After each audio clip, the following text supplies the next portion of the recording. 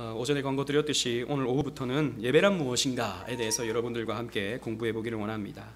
우리 그 첫 번째 시간으로서 예배의 의미에 대해서 함께 살펴보겠습니다. 우리 읽을 말씀 요한복음 4장 23절 말씀입니다. 다 같이 읽겠습니다. 시작.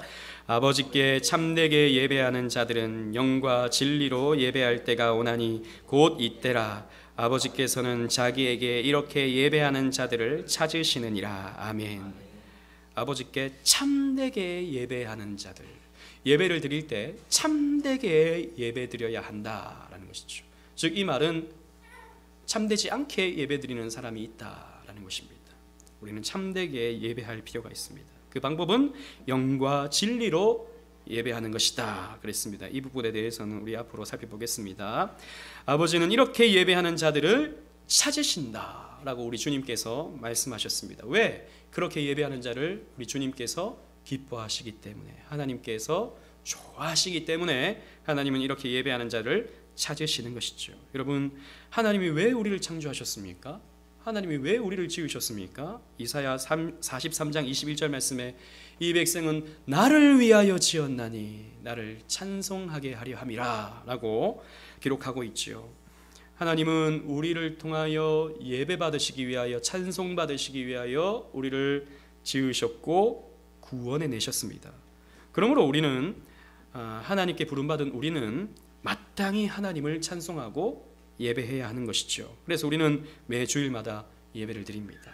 한 주도 빠짐없이 우리는 주일마다 예배를 드립니다. 그리고 때로는 수요일도 예배를 드리고요, 가정 예배로 예배를 드리고요, 또 혹은 금요 기도회를 통해서, 또 새벽 기도회를 통해서 예배를 드리기도 합니다. 그렇다면 어떻게 예배를 드려야 되겠습니까? 사실 이 질문 앞에 시원하게 대답할 수 있는 사람은 없죠. 어떻게요? 저는 그런 거 생각해 본 적 없는데요. 그냥 목사님이 인도하는 대로 예배 드렸는데요. 이렇게 하는 사람들이 대부분입니다.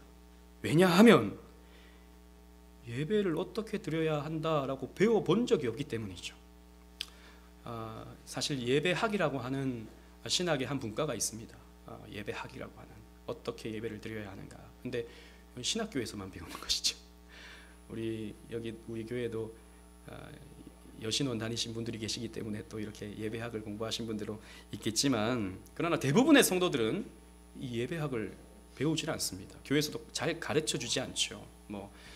교리적인 부분들, 그리고 성경적인 내용들은 성경 공부를 많이 하지만 예배에 대해서는 잘 가르쳐지지 않습니다. 그러다 보니까 우리는요, 그냥 인도하는 대로 예배합니다. 그래서 이 교회 가면 이렇게 예배하고, 저 교회 가면 저렇게 예배하고, 여기서는 이렇게 예배하고, 저기서는 저렇게 예배하는 이런 다양한 형태의 예배가 있는 것이죠. 하지만 우리 주님께서 말씀해 주셨습니다. 영과 진리로 예배드려야 한다. 즉 진리에 입각한 예배가 드려져야 된다라고 우리 주님께서 사마리아 여인에게 말씀해 주셨습니다. 그래서 예배도요, 배워야 합니다. 목사만 배우는 게 아니라, 전도사님들만 배우는 것이 아니라 성도들도 예배를 배워야 하는 것입니다. 왜? 예배가 우리 인생의 목적이니까요. 예배가 우리 인생의 가장 중요한 것이니까요. 우린 예배를 배워야 하는 것입니다. 교회와 예배와의 관계를 먼저 살펴보겠습니다. 뗄래야 뗄 수가 없죠. 교회는 뭡니까? 예배하는 공동체이기 때문입니다. 교회라는 말, 에클레시아는 오전에도 우리가 말씀을 나누었지만 하나님으로부터 부르심을 받은 자라는 뜻을 가지고 있습니다. 그래서 부르심을 받은 공동체가 바로 교회이죠. 한자로는 가르칠 교자의 모임 회자입니다.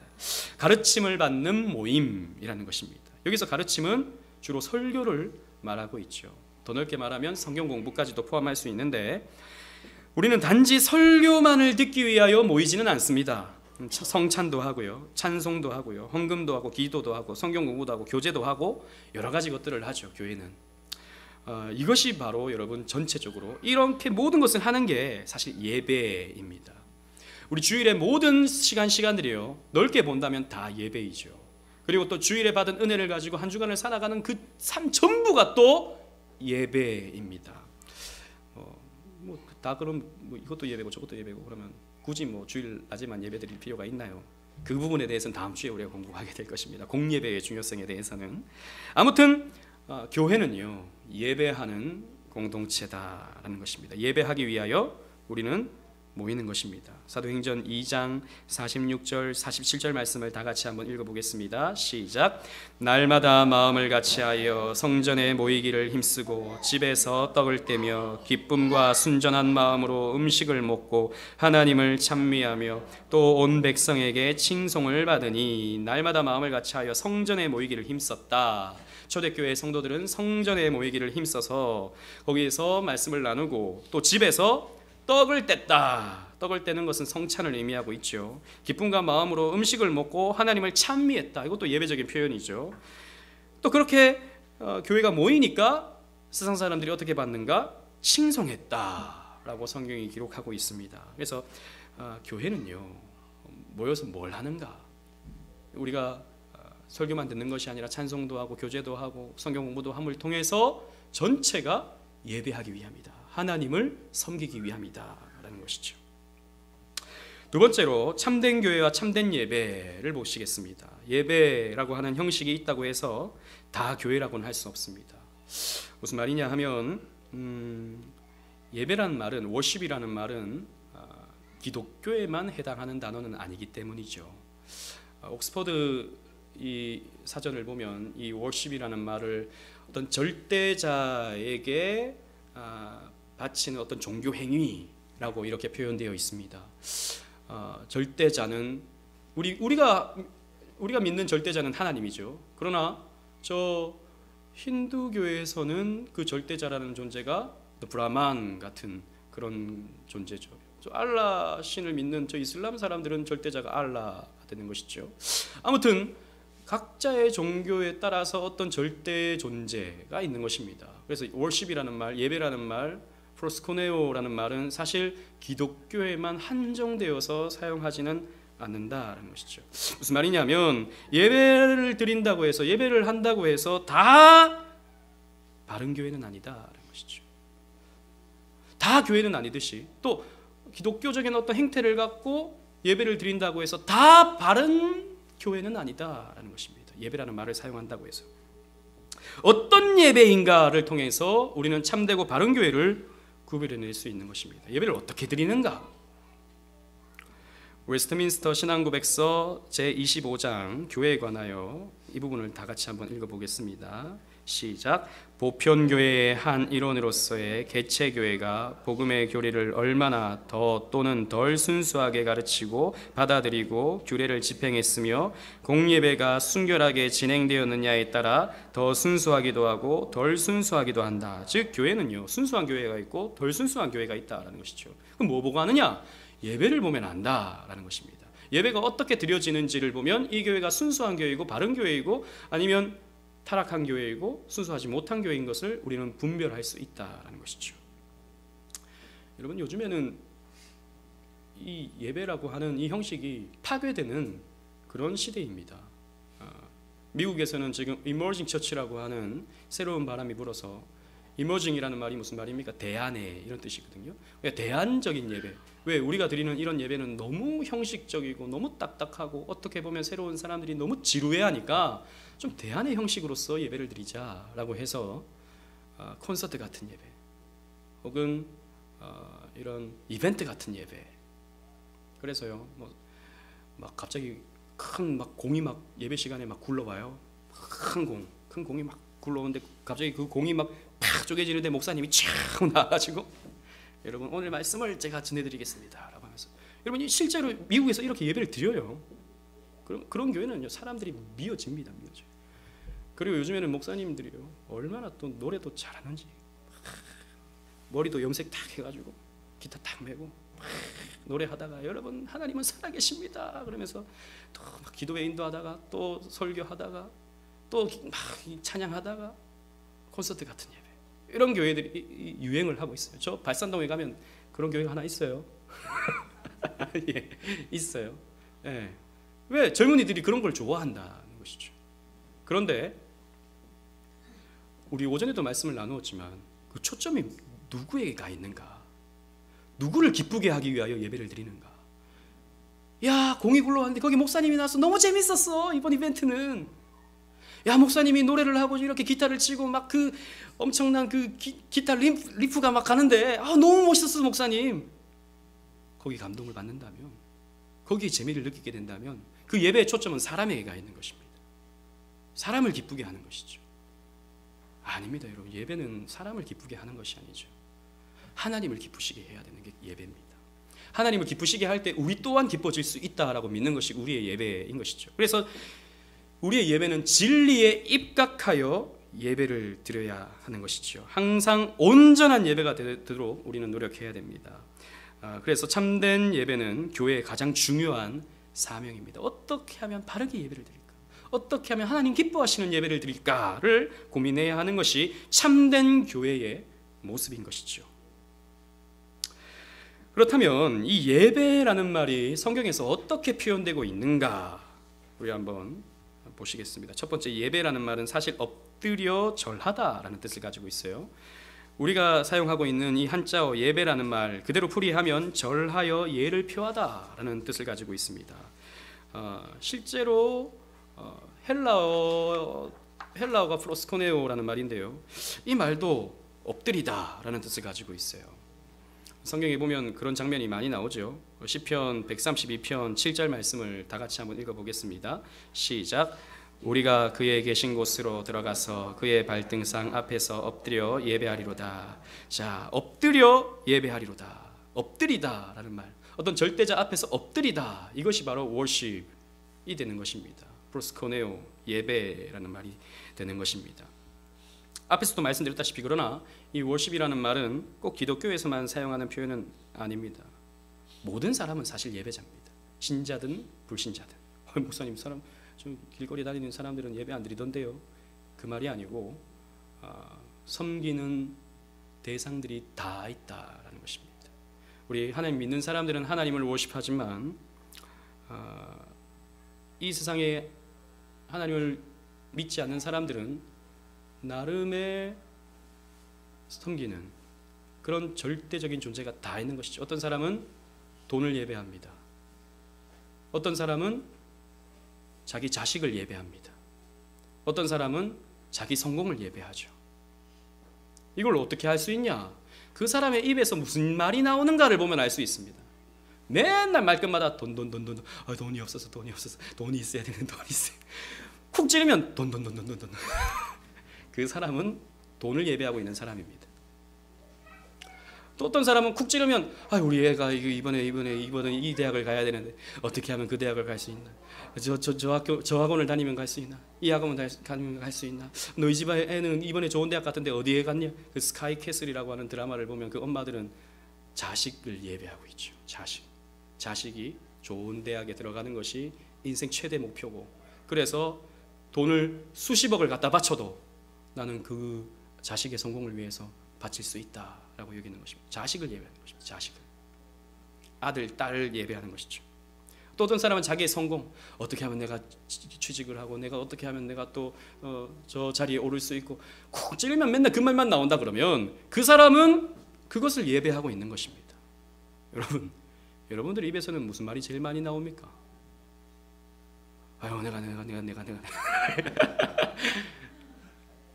이런 말만 나온다면 여러분들은 여러분 스스로를 예배하고 있는 거예요. 여러분, 우리는요, 쿡 찌르면 예수가 나와야 됩니다. 쿡 찌르면. 옛날에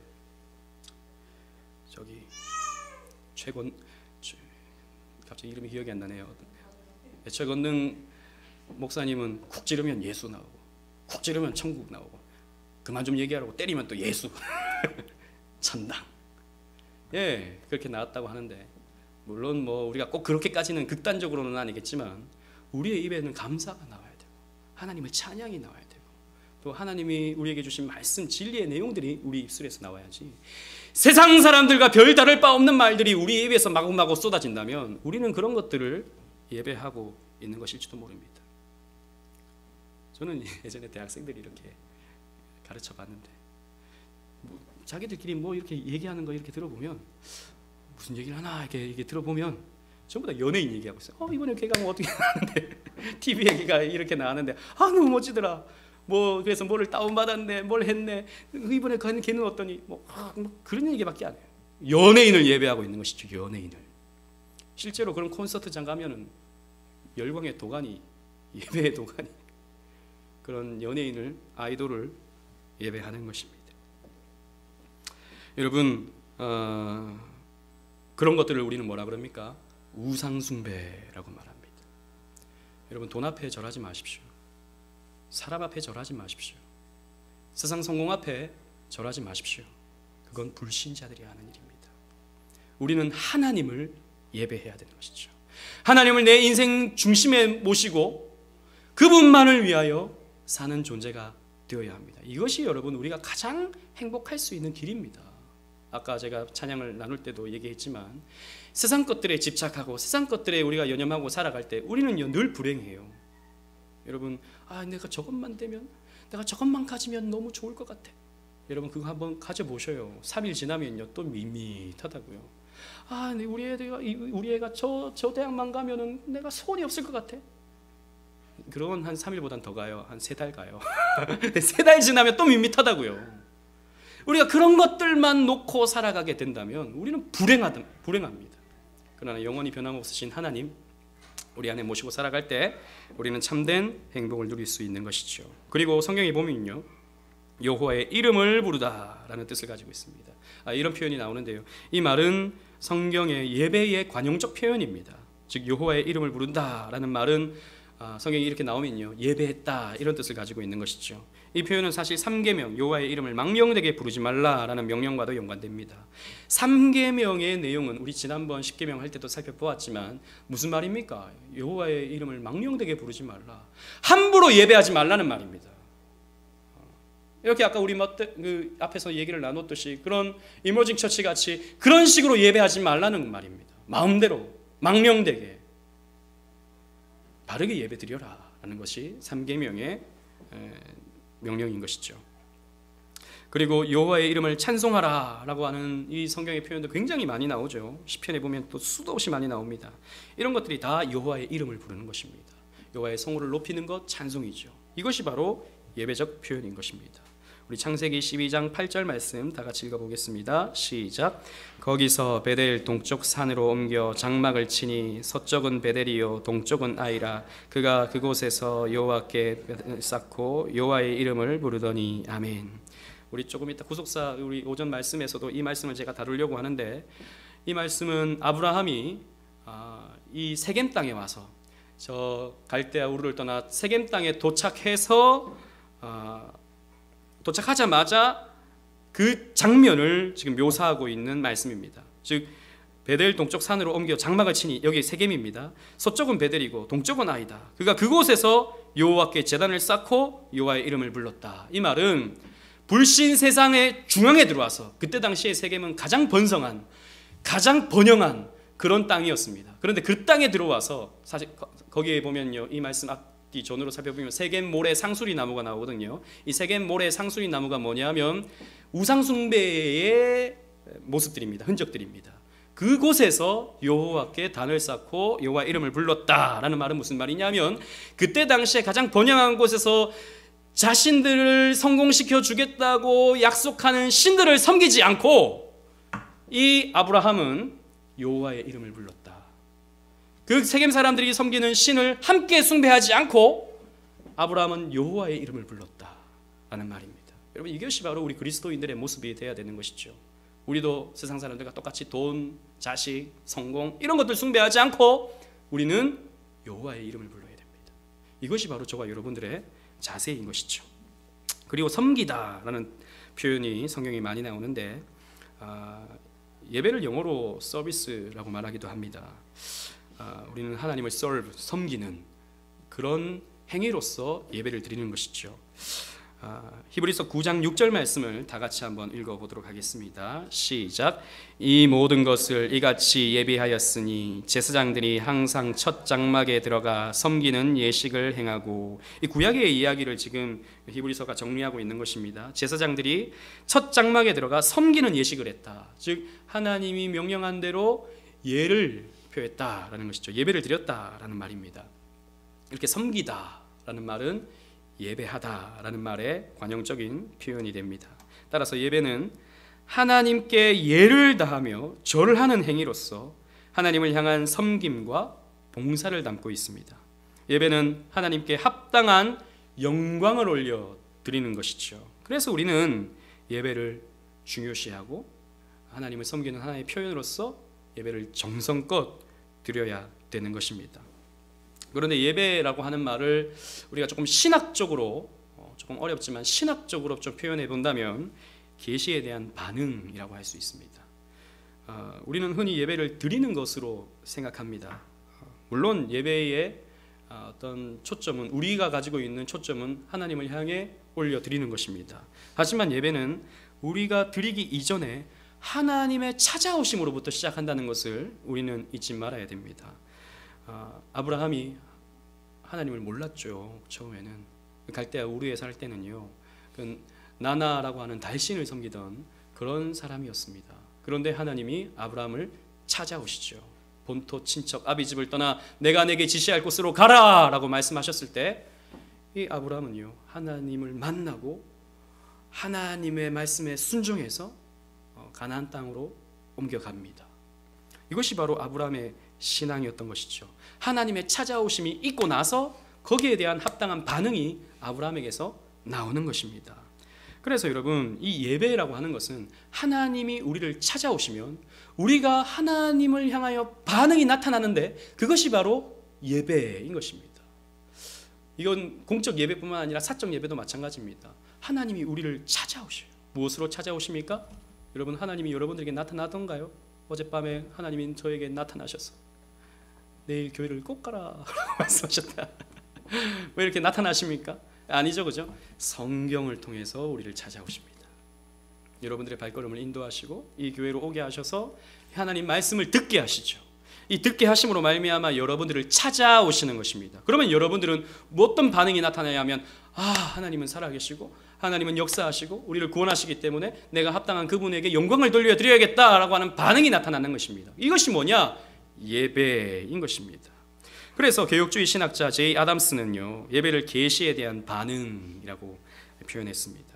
즉, 예배는 우리에게서 출발하는 것이 아니라 하나님으로부터 출발하는 것입니다. 하나님이 우리를 찾아오실 때 우리는 예배할 수밖에 없는 것이죠. 택자라면, 사실 택자에게만 찾아오시니까 택자라면이라고 하는 이 조건을 붙일 필요도 없습니다. 하나님이 찾아오시면 우리는 넙죽 하나님께 엎드려서 하나님을 섬길 수밖에 없는 것이죠. 예배는 우리가 뭔가를 드린다는 개념이 아니라 이미 받은 복에 근거하여 받은 것을 돌려드리는 것입니다. 하나님이 내게 주신 그 은혜를 감사로 돌려드리는 것이죠. 하나님이 내게 주신 이 구원을 찬송으로 올려드리는 것입니다. 이것이 바로 예배인 것입니다. 요한복음 4장 24절 말씀을 다 같이 한번 읽어보도록 하겠습니다. 시작. 하나님은 영이시니 예배하는 자가 영과 진리로 예배할지니라. 아멘. 여기서 중요한 말은 영과 진리로 예배해야 한다라는 말입니다. 이전 개역 성경에서는 신령과 진정으로 예배해야 한다라고 이렇게 번역을 해놨죠. 근데 이 말은요, 인간 차원에서의 정성스러운 자세를 강조하는 뉘앙스를 갖습니다. 신령과 진정으로, 내가 좀 신령해져야 될 것 같고 내가 좀 진정의 어떤 마음을 갖고 예배를 드려야 된다라고 하는 이런 뉘앙스가 이 개역 성경에서는 나타나고 있는 것이죠. 그러나 우리가 지금 읽고 있는 개역 개정 성경에서는 영과 진리로 번역해놨습니다. 신령과 진정이라는 말은 조금 더 이해가 더 쉬워요. 사실 우리가 그런 자세로 하나님께 해야 된다. 근데 영과 진리로 예배해야 된다. 그러면 이게 무슨 말인지 우리는 또 헷갈리기 시작하는 것이죠. 하지만 이 번역이요, 좀 더 정확한 번역입니다. 우리가 지금 읽고 있는 이 개역 개정 성경에 사실 잘못된 번역이 많아요.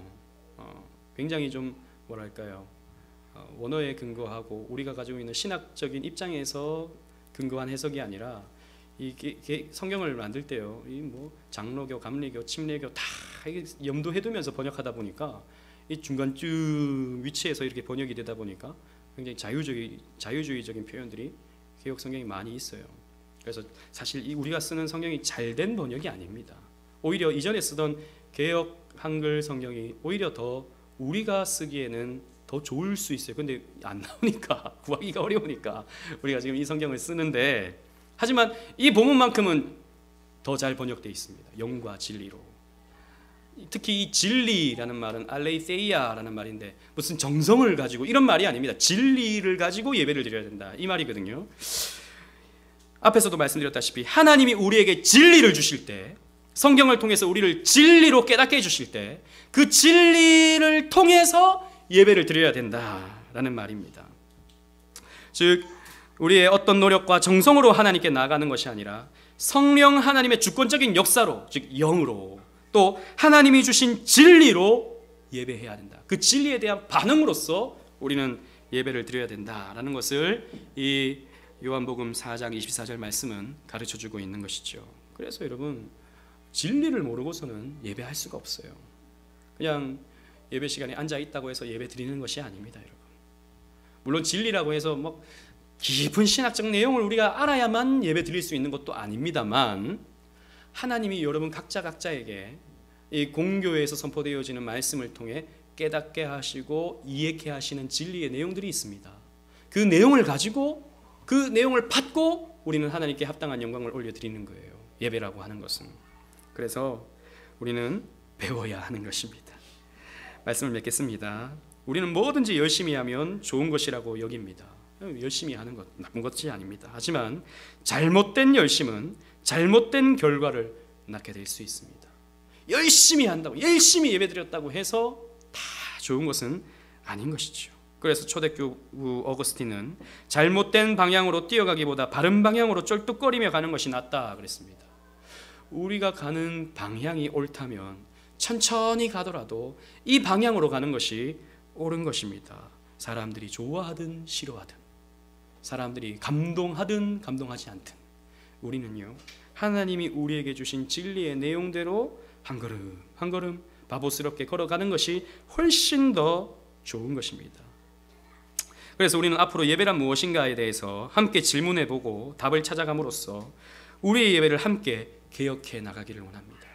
여러분, 우리의 교회는요, 우리는 개혁교회라고 그러죠. 개혁주의 교회라고 그러죠. 개혁주의 교회의 아주 중요한 모토 중에 하나가, 개혁된 교회는 항상 개혁되어야 한다. 에클레시아 레포르만다, 셈페르 레포르만다. 개혁된 교회는 항상 개혁되어야 한다. 왜? 우리는요 조금만 방심하면요 잘못된 것이 우리 교회 안에 들어와요. 우리 개인뿐만 아니라 우리 교회가 그렇게 됩니다. 그렇기 때문에 우리는 늘 말씀으로 우리 스스로를 살펴보고 경성해보고 잘못된 것이 있으면 고치고 이렇게 해야 되는 것입니다. 그래서 우리의 교회를, 우리의 예배를 개혁해 나가야 되는 것입니다. 그렇게 함으로 우리의 삶의 목적이자 핵심인 예배를 통해서 하나님께 영광을 올려드리기를 원합니다.